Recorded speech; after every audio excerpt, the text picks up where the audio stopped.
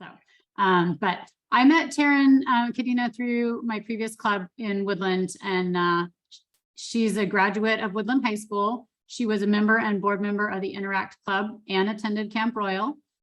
She was a Peace Corps volunteer in Zambia when COVID broke out and had to return home to Woodland, which is kind of a bummer.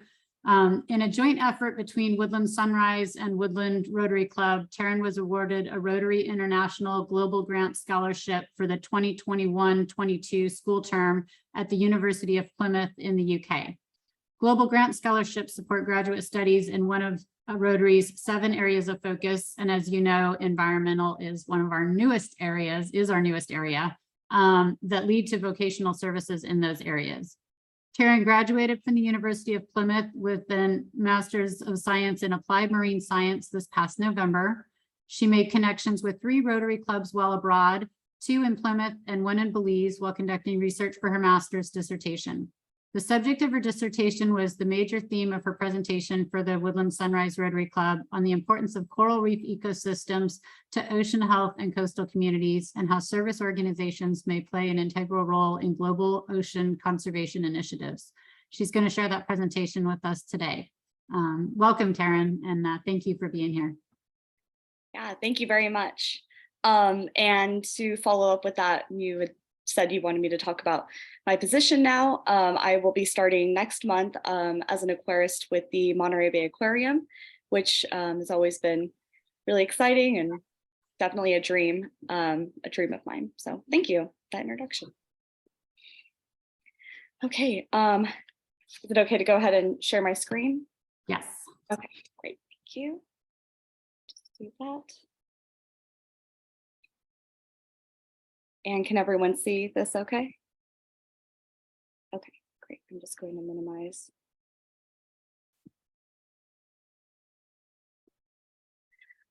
Okay, so yes, my name is Taryn Cadena, and welcome to my presentation.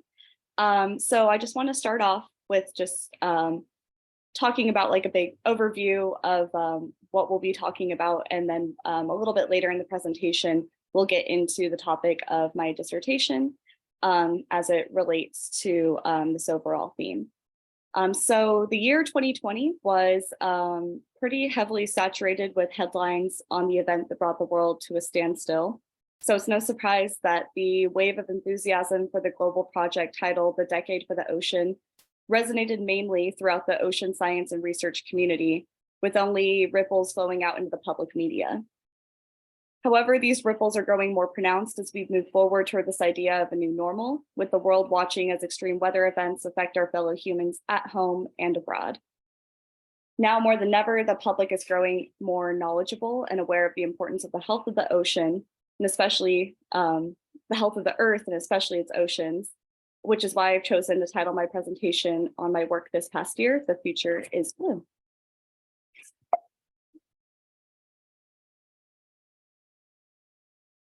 So we're going to real quick have a little Q&A. So I'm going to ask if anyone happens to know the answers, please like raise your hand or go ahead and speak up, or just go ahead and guess on these answers. So the first question is, how many people are dependent on coastal resources for their livelihoods? Or just a guess of how many?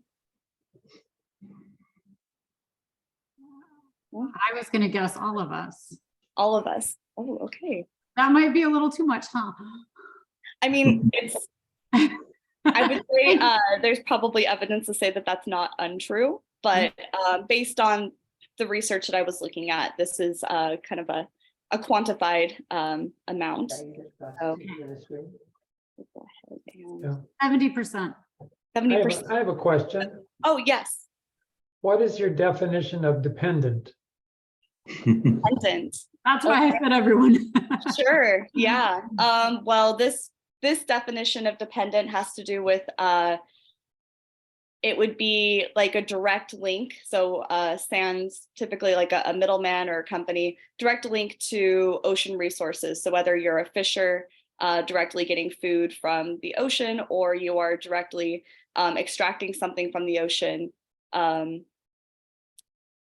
like harvest, or you are gaining your livelihood through like tourism or anything like that. I was thinking about shipping and the supply chain concept. Yeah, this is sans the supply chain concept. Okay, so out of the 8 billion people in the world, about 3 billion depend directly in this context on coastal resources. And these are mainly in developing countries, or the term starting to get more, or become more widely used is the global south. Okay. Let's move this. What percentage of marine life call coral reef ecosystems home? Any guess on a percentage? 25%. 20%. 20 to 25%. 30%. 7.2. Spot on. About a quarter of all life in the sea calls coral reefs their home. Great guess. Okay. So 17% of all land, and that's dry land, is under protection. And that's legal protection. So what percentage of ocean is under legal protection right now? 10%. 10%. I'll go with 2%.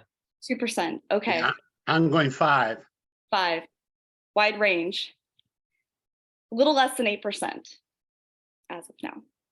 Okay, great. Thank you so much for playing. So we're going to minimize this again. So what do service organizations, NGOs, government entities, and research universities all have in common?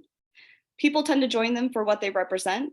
And most commonly, they join them to work toward a goal that resonates with that individual. So at their core, these organizations may be fundamentally linked to each other in ways that might be unexpected. So here I have, for example, the UN Global Goals, University of Plymouth, a research and conservation NGO, and of course, Rotary International. And what's more, with their specialties of each of these different entities and their unique resources, they can achieve some amazing things when they work together based on shared goals. So Rotary International puts faith in the ability of individuals such as myself to seek out, engage, and positively contribute to current and future collaborations between global entities to develop stronger and healthier communities and environments where it's most needed. The Sunrise Rotary Club and the Rotary Club of Woodland put faith in me with their generous financial support through the Rotary Global Grant. So I'm very thankful for that. I now have the education and technical skills required for the emerging and dynamic field of marine conservation through research, policy, and coastal community engagement.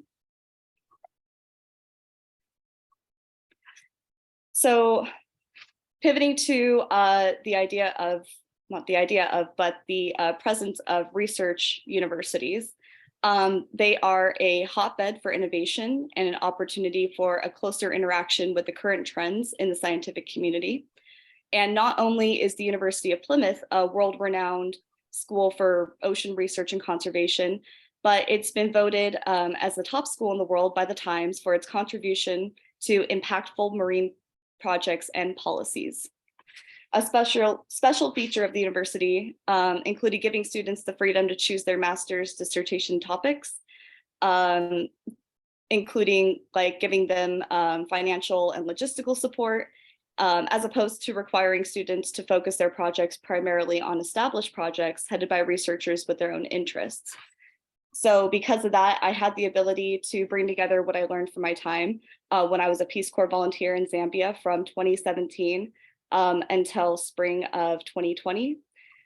And my personal interest in coral reef ecology to investigate how coastal communities in developing nations interact with and possibly affect their coral neighbors when they're granted access and management control. So this topic is a key component in building more resilient and economically stable communities alongside healthier and more resilient coral reef ecosystems. So much so that an invitation from the NGO Blue Ventures gave me the opportunity to share my dissertation methods in a community building workshop in Belize last month via Zoom, or back in November via Zoom, where we discussed methods of involving local fishers and tour guides in scientific research projects. And the idea was to better engage and empower low-income areas that were heavily reliant on the barrier reef's resources for their livelihoods. Here's just a photo of the cover of my dissertation. I doubt that you want to read all of it, but the title of the dissertation was Coral Reef Ecosystem Resiliency and Methods of Conservation by Coastal Indigenous Peoples and Coastal Communities. And then there's just a couple of photos of my time and experience with the University of Plymouth. So as an applied marine science student, we applied our theory out on the research vessel and in different surveys that we got to do out in Plymouth Sound and around the Cornwall area. And down here, when we had our graduation, this lovely photo with a friend I made who was the only other global grant scholar studying at the University of Plymouth that year. So Yutaro was the global scholar from Japan. So I was told to include some jokes, but I did look for memes about corals and I kept running into a barrier, fortunately. But let's pivot to the idea and the topic of coral reefs. So they're home to, like we said, about a quarter of all marine species. Many of these species are the economic backbone of coastal communities and support an estimated 500 million people worldwide. So humans, especially indigenous and local coastal communities, are key to maintaining resilient coral ecosystems. Many experts believe that to do so, coastal communities must have legislative influence and recognition of their history of successful natural resource management. While conducting research for my dissertation in Belize, I connected with two local NGOs, Tide Belize and Blue Ventures, and both of these organizations work toward those goals. Both utilize relationships with local communities and have informed management and surveys practices provided by research institutions. So we have some photos from my field work. Down here on the bottom corner, a picture of some spiny lobsters. My last day there was the opening season of lobster season, and spiny lobsters are actually the economic backbone of Belize. Most of their marine harvest economy is going to come from that fishing season. Up here in the right-hand corner, we have some coral that had washed up onto the shore. It came from the Mesoamerican Reef, the second largest reef in the world, barrier reef, and it's responsible for the sandy white beaches that bolster tourism. And we have some photos of me conducting my surveys and some local fish that was caught that day. So while I was abroad, I did get an opportunity to make connections with a couple different Rotary clubs. So for example, I was hosted in Plymouth by both the Roborough Rotary and Plimpton Rotary clubs. And then in Belize, I was hosted by the Rotary Club of Punta Gorda. We participated in a couple different fundraisers. The Christmas fundraiser is the biggest every year, where we go and ring bells outside of the local grocery store. And we got to participate in quite a few socials. So there was a breakfast club once a month. You can see we went bowling, and I brought some of my roommates and a lot of my peers who had never heard of Rotary Club and had the opportunity to participate in Rotary socials and events. Up in the top was a little bit of cultural exchange. Ron and Maureen Dickerson from the Roborough Rotary Club took me to my very first rugby match. It was very cold and a lot of fun. And as a guest of the Plimpton Rotary Club last spring, I was able to attend the Rotary District Conference held in Cornwall.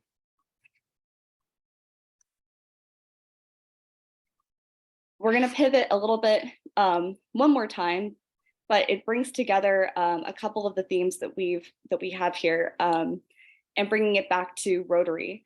So thanks to Robin with the Woodland Sunrise Rotary Club, I was able to attend the virtual People of Action Summit. The theme this year was Water from Source to Sea, and it was hosted by the Rotary Club of Newport Beach.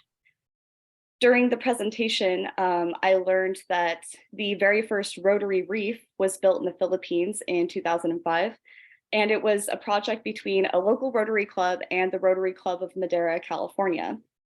In 2020, when the airport in Panama City shut down, the Rotary Club of Newport Beach president happened to be stranded there. So while he was there, he decided to make a connection with a local NGO called the Caribbean Coral Restoration Organization. And together they drew inspiration from the project in the Philippines and came up with a 100-foot rotary wheel and a couple of smaller rotary wheels to celebrate 100 years of Rotary. And these wheels are made of like a hard substrate. It's made up of concrete and different like hard rocky substrates. And what they do is they place them offshore for coral reefs to establish, grow, and bring back much needed fish and other harvested species.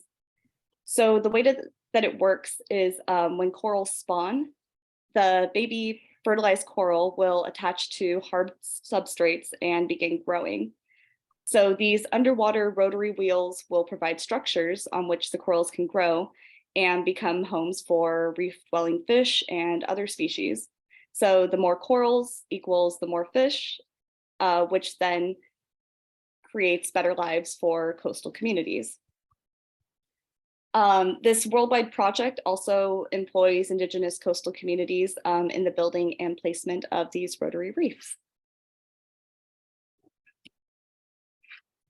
So onwards, the United Nations 30 by 30 campaign was established in accordance with the worldwide individual initiatives to protect 30% of the Earth's total land and 30% of the Earth's total ocean. As mentioned, less than 8% of the total ocean is protected, and only 2.7% is considered highly protected. Global researchers have concluded that meeting this goal is critical to any chance of sustaining ocean ecosystems and resources for future generations. For example, though, just to talk about just one state, the state of California acknowledged its dependence on coastal and marine resources and laid out a plan called 10 Pathways to Achieve California Biodiversity and Marine Protected Area Goals. So there's movement happening with the idea of ways to start looking toward conserving and restoring ocean habitats. And there's a lot of different kinds of projects and a lot of work to be done, but I am optimistic given what's been going on and what certain legislation is being put into place to do. So while there are still educational institutions, government initiatives, conservation NGOs, and service organizations, there's a reason to look forward to a healthier ocean. New legislation in the US has increased national spending for marine research and the expansion of conservation areas. There's been an increase in acknowledgement of the history and legitimacy of indigenous / coastal communities and their coastal resource management practices. And innovative partnerships are increasing pathways to sustainable oceans, coastal community empowerment, and sustainable development. So if there's anything that you that I would hope that you take away today from my presentation, it's that researchers and conservationists are needed. And the three major points is the need for national recognition for marine research and conservation, recognition of indigenous coastal community resource management practices, and the creation of innovative partnerships to create new pathways to sustainable oceans and sustainable development. And I want to thank you for your time. And if anyone has any questions, I'm happy to take them if we still have time. Thank you. Oh, Taryn, we absolutely have time. And I have a whole bunch of questions, but I certainly will yield the floor to others. So Julie first.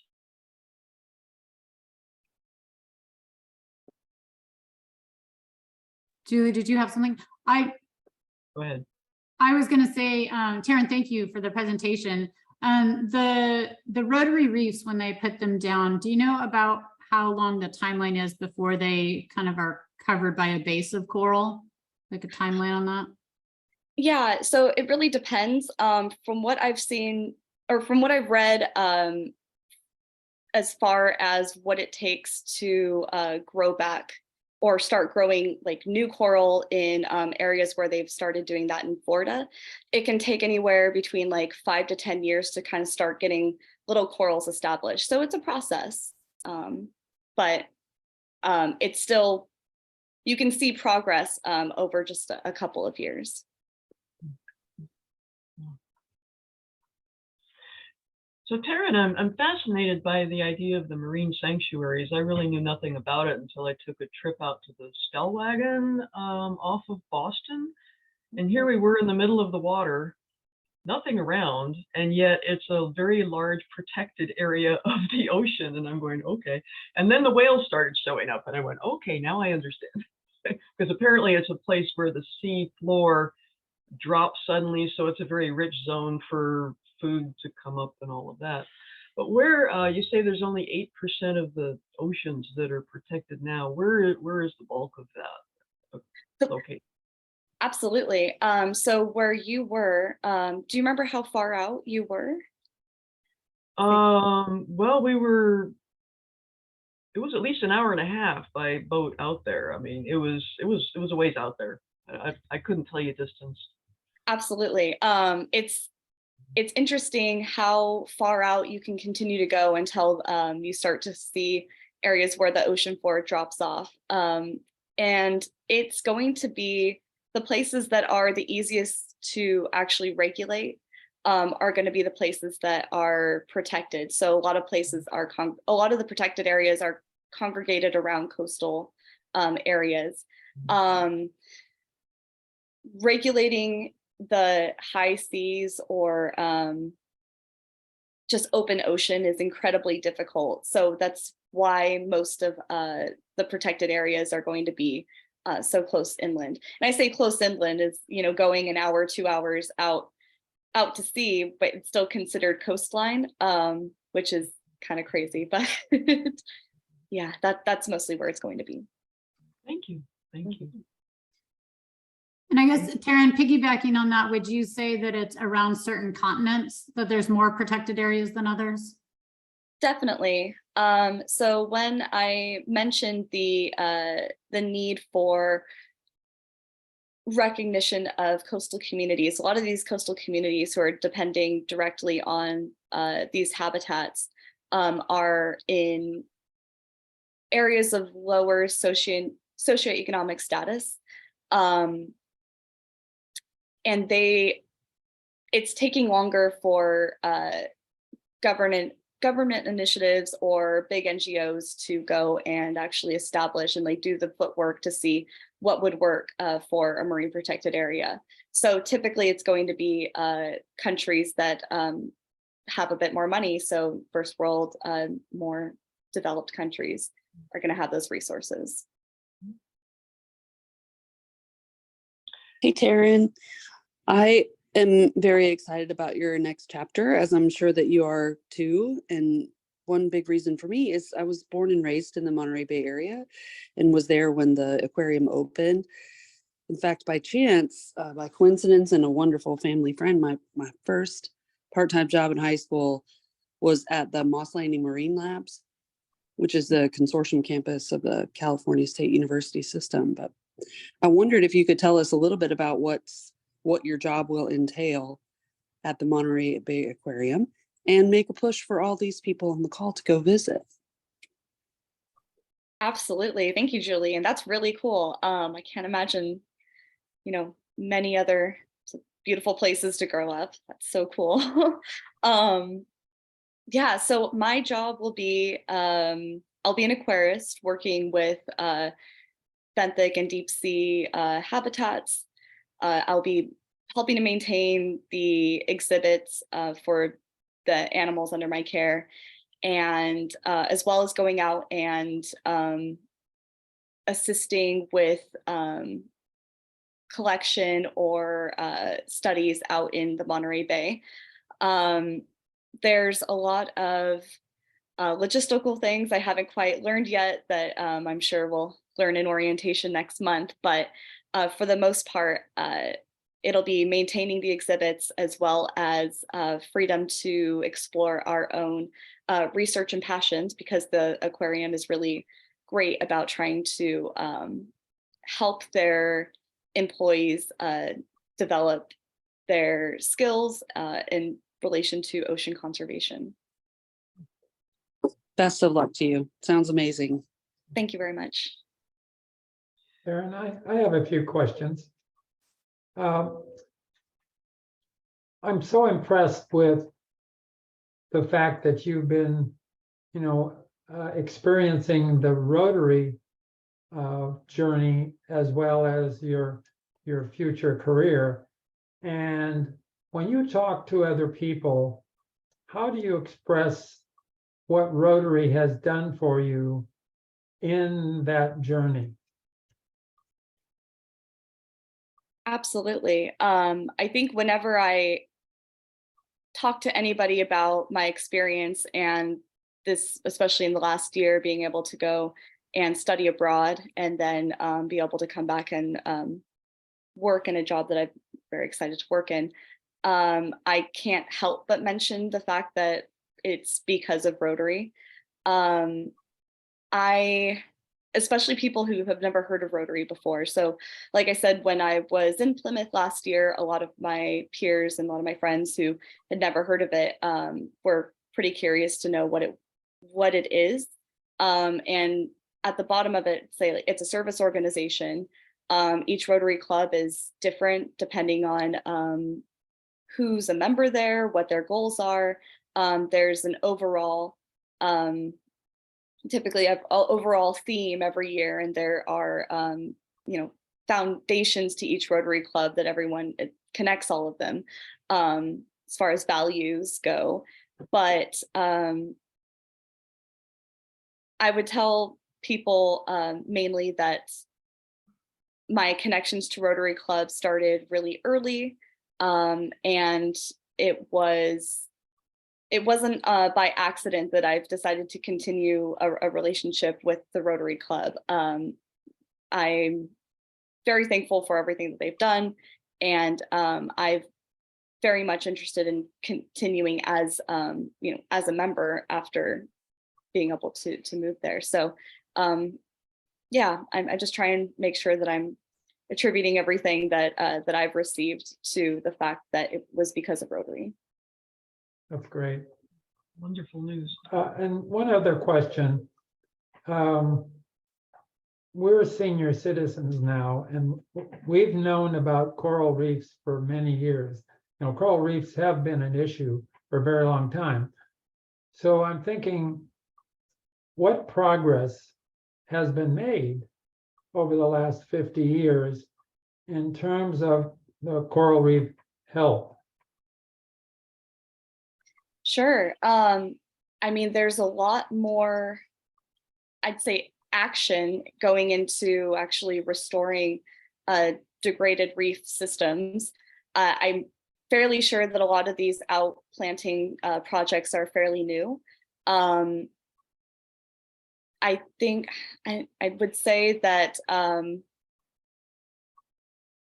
it wasn't until maybe even the 80s or 90s when it started coming, the idea of coral reef bleaching and the widespread degradation of coral reef ecosystems, with a couple of major die-offs.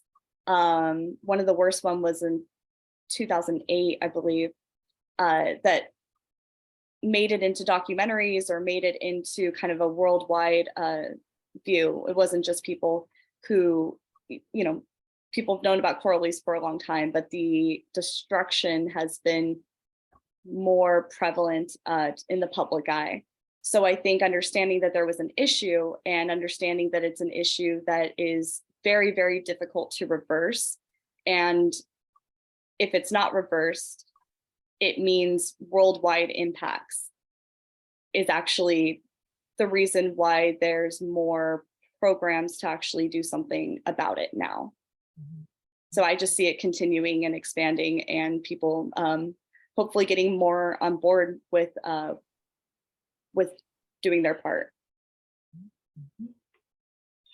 I have a question about the connection between reefs and coastal protection, these communities that live in very vulnerable areas as we see sea levels starting to rise. And do you see, if we had more healthy reef systems, whether it would provide a role in, particularly in like severe storm situations, in protecting these communities?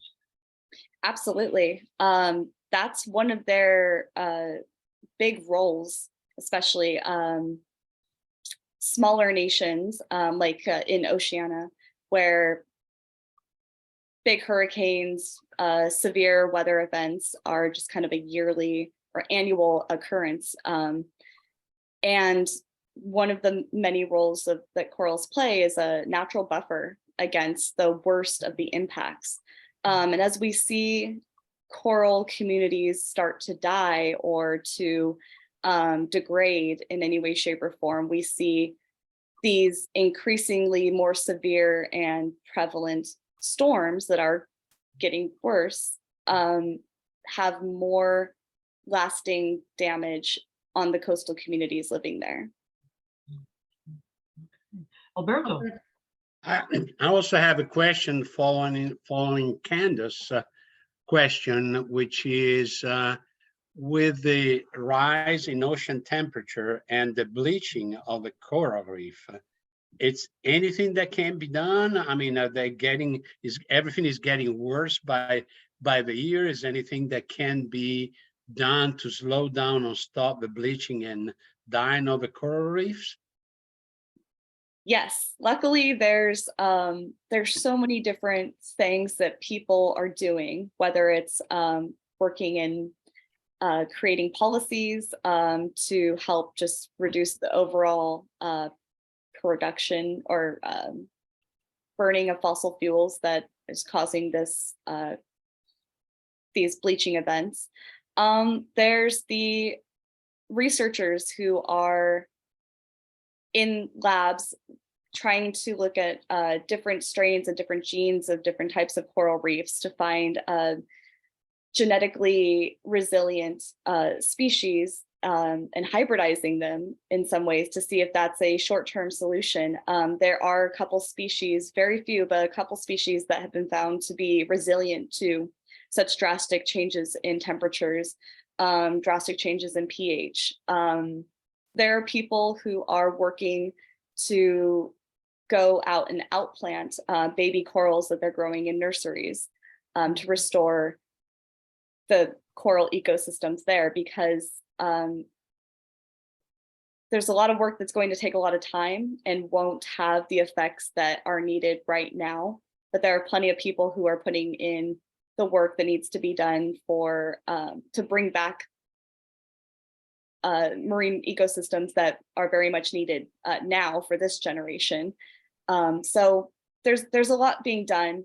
I think encouragement and promotion of that work, depending on whatever capacity people have, will be very important. Thank you so much. I guess we think of like planting trees and stuff, but it's fascinating to think that we could sponsor the planting of corals somewhere. Like, it's just interesting to know that that's a thing. So yeah, that's exciting.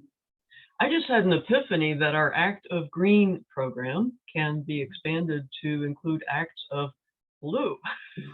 And what I think about particularly is sunscreen. And you read a lot about the harmful effects of most of the sunscreen that you see on the shelves these days. And so maybe next year we can, as we promote this program, we can talk about green and blue Yeah, to talk about our water quality and definitely. In the fact, ecosystem that we all depend on so desperately. if you take a look at the flyer that's on Facebook, one of the bullet points is switching to or using a reef safe sunscreen. It is absolutely critical. I read that today on your Facebook post. So Very cool. very good. Yeah. All right. Another Wow. question. Ken. Taryn, what does your career path look like over the next 10 or 20 years? Sure. So I'm stepping into this position as an aquarist as an opportunity to learn more about just how to be better at to learn more about just ocean conservation from a technical aspect. But the fact that the aquarium gives a lot of opportunities to have a hand in research, I'm hoping to continue to work and also to participate in different research projects that are happening. So later down the line, I mean, I do hope to obtain a PhD, but I think some work experience would be really crucial if I want to continue down the path of a research career. Right. Thank you. Are there any other questions for Taryn? I just want to say that number one, you came with a fan club and your fan club is now even bigger. I am just so impressed with your knowledge and your passion for this. And it does make me feel very encouraged that there is a future out there. My daughter works at the New England Aquarium in Boston as a marine mammal trainer. And so I have maybe more of an inside story on some of these issues than most people. But I just really am, Julie, I didn't know that about your background. And it's amazing how many connections we have. There's really not 6 degrees of separation. There's like a half a degree most of the time. And I love the connections and I really appreciate everybody joining us today. I did want to share one thing with you. Let's see. So one thing that we do, Taryn, is that we distribute books throughout our various little free libraries in our communities. And Lene, who couldn't be with us today, does an amazing job of selecting the books. And so the one that we thought of, although it's maybe a little bit different from your presentation, but it's more related to the Rotary Global Scholars and the impact that people who have the connection with Rotary, who are going all over the world and sharing those connections and your work, but also how Rotary is involved in making a difference in the world. So this is a book called This Is How We Do It, and it's studying how kids across the world spend their day. So anyway, I just wanted to share this with you, and it'll go into one of our little free libraries. We do tend to make them more children focused. So that's why it's a children's book, because that's our focus of literacy and education, particularly for young people. But I just really want to thank you all for being here today.